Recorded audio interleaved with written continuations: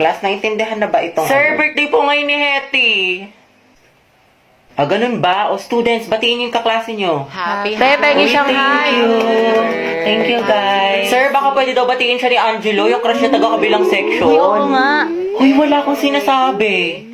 Sige, papuntahin natin. Oh, Hetty, kunin mo siguro. Sir? Nicole, anak, Oo. patawag nga si Angelo. Sabihin mo pinapatawag ni Sir De La Cruz. Sige po, sir. Uy, para kasi kayo mga tangi. Huwag ka na mag-inartite, minsan lang yan.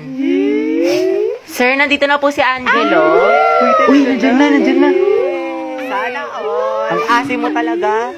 Angelo, anak, birthday ngayon ni Hetty. Pwede mo ba siyang batiin? Uy, libre mo kami mamaya ah. Ito naman kunyari ayaw. Okay lang yan, te.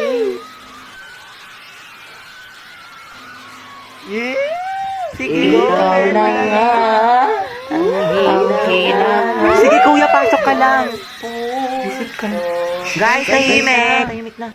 Hetty. Happy birthday. Ingat ka palagi.